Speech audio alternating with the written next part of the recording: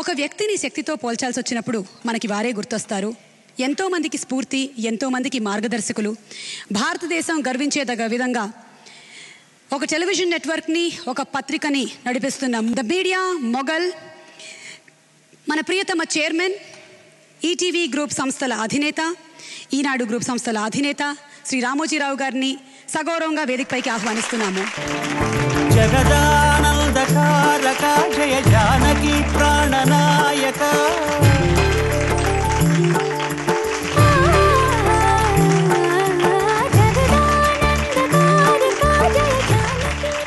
అలాగే ఈ mementos presentation కార్యక్రమంలో రెబెల్ స్టార్ కృష్ణరాజు గారిని సాధారణంగా వేదికపైకి ఆహ్వానిస్తున్నాము.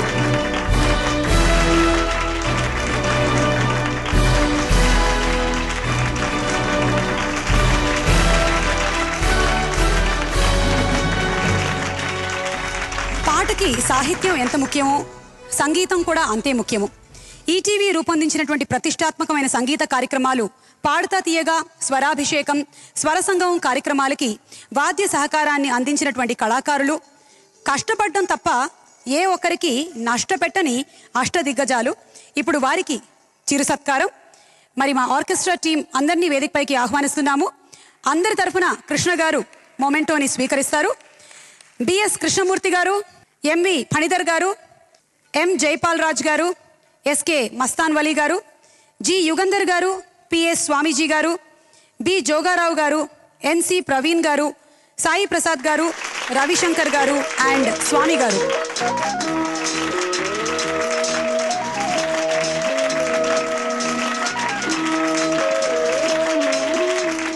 వారు ఇన్ని రోజుల నుంచి ఎన్నో సంగీత కార్యక్రమాలకి మన కోసం వాయిస్తున్నారు కదా, మరి ఇప్పుడు మీరు వాళ్ళ కోసం వాయించండి.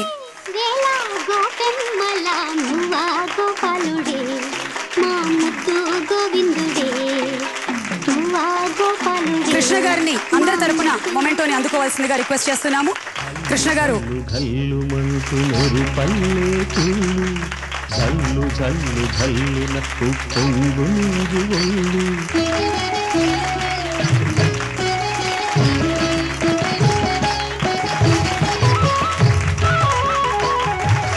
To our wonderful orchestra team. 20 సంవత్సరాలు ఈటీవీతో అలా ట్రావెల్ చేస్తూనే ఉన్నారు, చేస్తూనే ఉంటారు. ఇక కృష్ణరాజు గారికి చిరు సత్కారం చైర్మన్ గారి చేతుల మీదుగా memento to be presented to Krishnaraju గారు.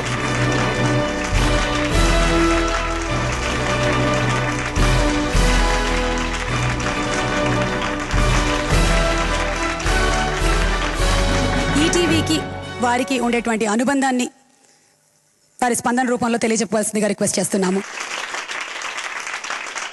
చెప్పాలంటే భగవద్గీత అంత ఉంటుంది, కానీ టైం లేదు. కనుక కొద్ది చెన్నైలో ఉన్నప్పుడు హిందూ పేపర్ చదివాడిని. ఓ రోజు సడన్గా ఇంకో పేపర్ కనిపించింది హిందూ పేపర్ మీద, అది ఈనాడు. ఆ రోజు నుంచి ఈనాడు చదువుతూనే ఉన్నాను. దాని గురించి రామోజీరావు గారు ఎంత కష్టపడ్డారో, ఎలా స్థాపించారో తెలిసింది. ఆ తర్వాత ఈటీవీ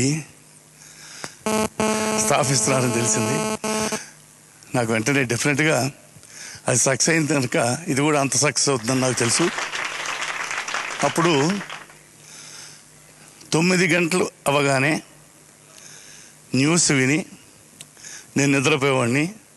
ఇంట్లో లైట్లన్నీ ఆరిపోయి ఓహో ఇంకా 9:30కి అది. అప్పుడు ఇప్పుడు ఇక్కడికి వచ్చిన తర్వాత చాలా ఛానల్స్ వచ్చినాయి, కానీ నా పద్ధతి మాత్రం మారలేదు. అదే 9 గంటలకి మళ్ళీ టీవీ న్యూస్ విని మార్పు ఏమిటంటే దీని తర్వాత భోంచేసేవాడిని. భోంచేసిన తర్వాత 9 గంటలకి న్యూస్ చూసేప్పుడు నిద్రపోయేవాడిని. ఇప్పుడు 9 గంటలకి న్యూస్ చూసి భోంచేసిన ఒకసారికి 9:30 అవగానే భోజనం రెడీ చేసి పెడతారన్నమాట. అక్కడ భోంచేసి తర్వాత పడుకోవడం.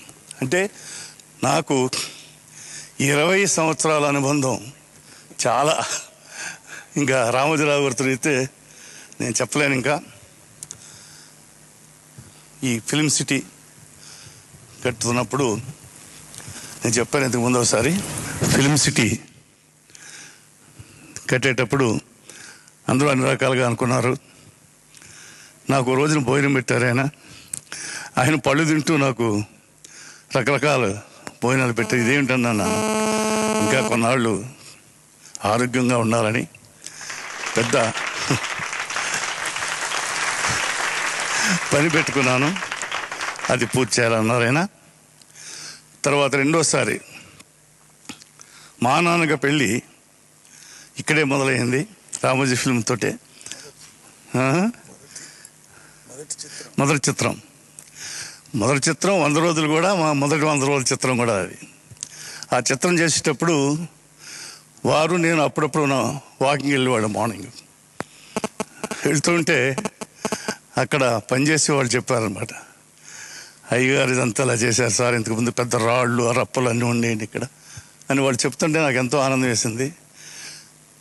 అంతా వస్తూ నేను అడిగాను, ఏమిటండి ఇంత కష్టపడే 2-3 సంవత్సరాలు కాదు ఎన్నో సంవత్సరాలు కష్టపడి చేశారంటే అప్పుడు అన్నారు ఆయన, తర్వాత కూడా బతుకుండాలని.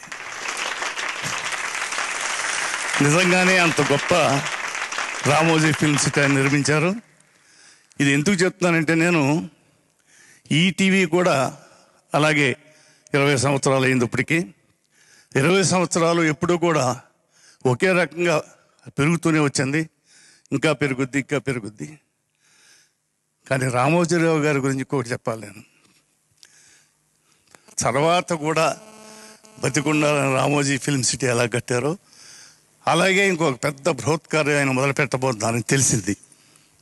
అది దేశంలో ఉన్న అన్ని గొప్ప ఆలయాలు ఒకే చోట నిర్మించి మధ్యలో పెద్ద ఎత్తున హనుమంతుడి విగ్రహం ప్రపంచంలోనే అన్నిటికంటే ఎత్తయింది. అంటే ఆయన అందరిలోని బతికే ఉన్నాడు, ఆయన అందరిలోని బతికే ఉంటాడు ఎప్పుడుని. కానీ ఆ బృహత్కార్యంతో ఆయన స్వర్గంలో ఒక సింహాసనం ఏర్పడుతుంది. ప్రతి ఒక్కరూ కూడా ఈ కలియుగం ఉన్నంతకాలం ఆయన పేరు చెప్పుకునేంత గొప్పది ఆయన నిర్మిస్తాడని నమ్మకం నాకుంది. నిర్మిస్తాడు ఆయన. ఆ భగవంతుడి ఆశీస్సులు, నా మనోపూర్వక అభినందనలు. చాలా సంతోషం. థ్యాంక్ యూ అండి. Thank you.